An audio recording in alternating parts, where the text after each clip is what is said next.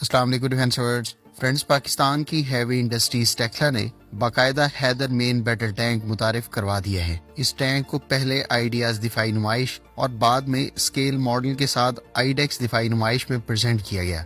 इस टैंक की सलाहियतों और दीगर तफसीलात आपके साथ शेयर करेंगे। इसके अलावा इस मकसद के लिए तुर्क साख्ता आल्टे और दीगर टैंक्स की ऑप्शन को भी डिस्कस किया जाएगा। So let's start. Friends, Pakistan गुज़श्ता कई सालों से मकामी सतह पर मेन बैटल टैंक तैयार कर रहा है, जिसमें अल-ज़रार और अल-खालिद टैंक काबिल ज़िक्र हैं। अल-ज़रार चाइनीज मेड टाइप 59 और अल-खालिद चाइनीज साख्ता MBT 2000 पर बेस्ड हैं। अल-ज़रार और अल-खालिद टैंक की तरह हैदर टैंक चाइनीज VT4 पर बेस्ड है। VT4, जिसको MBT 3000 भी कहा जाता है, एक third generation main battle tank है जिसको चाइनीज कंपनी नोरिन को प्रोड्यूस करती है। VT4 टाइप 99G का एक्सपोर्ट वेरिएंट है जिसे चाइनीज आर्मी इस्तेमाल करती है। हैदर टैंक का डिजाइन रिवायती है और इसमें ड्राइवर हल्के फ्रंट, सेंटर और टरेट मिडल में मौजूद है। इसका इंजन रेयर साइड पर, जबकि टैंक के क्रू मेंबर्स की तादाद 3 है, जिसमें से एक ड्राइवर, दूसरा कमांडर और तीसरा गनर है। हैदर मेन बैटल टैंक पर 125 मिलीमीटर की स्मूथ बोर गन ऑफर की जा रही है, जो वाइड वैरायटी ऑफ एमिनेशन को फायर कर सकती है, जैसा कि armour piercing, high explosive anti tank और एंटी टैंक गाइडेड मिसाइल्स वगैरह। हैदर टैंक की मेन गन से फायर किए जाने वाले राउंड्स की ज्यादा रेंज 5 किलोमीटर है। हैदर टैंक में मेन गन के 38 राउंड्स कैरी किए जा सकते हैं, जिसमें से 22 राउंड्स ऑटो लोडर में रेडी टू यूज पर्पस के लिए दस्तयाब होते हैं। सेकेंडरी गन्स में 12.7 मिलीमीटर की रिमोट कंट्रोल मशीन गन मौजूद है, जिसके 500 राउंड्स और 7.62 मिलीमीटर की मशीन गन के 3000 राउंड्स हैदर टैंक पर मौजूद होते हैं। हैदर टैंक का टरेट और हल पर मौजूद आर्मर बुनियादी तौर पर कम्बिनेशन ऑफ रिएक्टिव, कंपोजिट और स्पेस्ड आर्मर पर मुश्तमिल है। कंपोजिट आर्मर सिरामिक्स और मटेरियल्स के अलावा पॉलीमर की लेयर से बनाया गया है, जो कि प्रोजेक्टाइल्स की पेनिट्रेशन से मज़ाहमत के लिए कारआमद है। रिएक्टिव आर्मर एक्सप्लोसिव चार्जेस का इस्तेमाल करता है ताकि इनकमिंग प्रोजेक्टाइल्स को डिसरप्ट और डिफ्लेक्ट किया जा सके। स्पेस आर्मर दरअसल 2 आर्मर लेयर्स के दरमियान गैप के साथ इस्तेमाल की जाती है, जिसका मकसद इनकमिंग प्रोजेक्टाइल्स की एनर्जी को अब्सॉर्ब यानी जज्ब करना होता है। अब हम हैदर टैंक के एक्टिव प्रोटेक्शन सिस्टम पर बात कर लेते हैं। हैदर टैंक में GL5 एक्टिव प्रोटेक्शन सिस्टम नस्ब है। ये roof mounted active protection system इस MBT को एंटी टैंक मिसाइल्स और दीगर एंटी टैंक वेपन से हाई लेवल प्रोटेक्शन देने की सलाहियत रखता है। रेड शील्ड 2 कहे जाने वाले इस एक्टिव प्रोटेक्शन सिस्टम को मुकम्मल तौर पर खुदकार निज़ाम कहा जा सकता है। इसमें detection device, missile interceptor equipment और लॉन्चर्स मौजूद होते हैं। रेड शील्ड 2 किस तरह काम करता है, इसको हम पहले डिस्कस कर लेते हैं।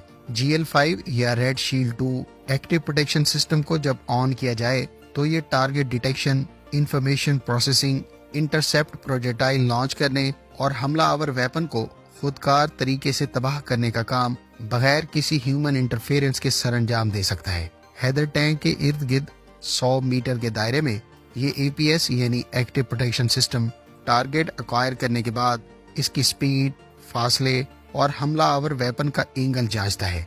इसके बाद इसका फायर कंट्रोल सिस्टम तमाम तरह के दीगर इकदामात सरंजाम देता है और आखिर में 1.5 मीटर से लेकर 10 मीटर के फासले पर यह निज़ाम इनकमिंग थ्रेट को डैमेज, डिस्ट्रैक्ट या डेटोनेट करता है। इस फुटेज में आप GL5 एक्टिव प्रोटेक्शन सिस्टम से 120 मिलीमीटर के रॉकेट को इंटरसेप्ट करता हुआ देख सकते हैं। इस एक्टिव प्रोटेक्शन सिस्टम के अलावा हैदर टैंक पर 876 मिलीमीटर स्मोक ग्रेनेड लॉन्चर्स और 476 मिलीमीटर के श्रैपनल ग्रेनेड लॉन्चर्स भी मौजूद हैं।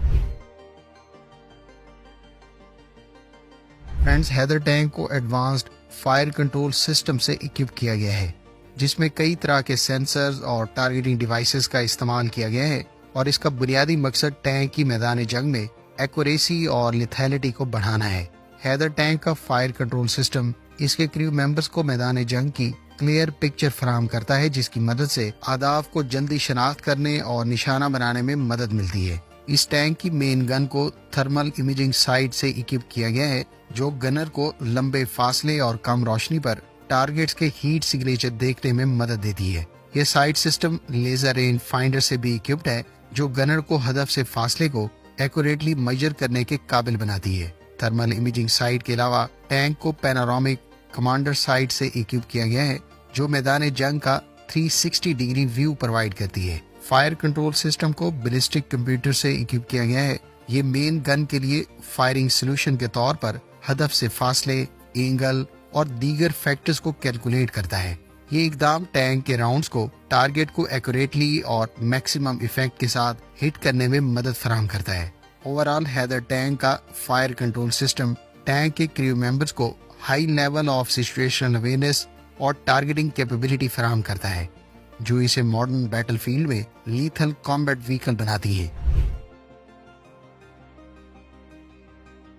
فرینڈز، چین نے VT4 کے لیٹسٹ ویریئنٹ جس کو VT4A1 بھی کہا جاتا ہے اس کے ساتھ سرویلنس مقاصد اور بیٹل فیلڈ سچویشنل اویئرنیس کے لیے small vehicle mounted vertical take off and landing drone بھی متعارف کروایا ہے۔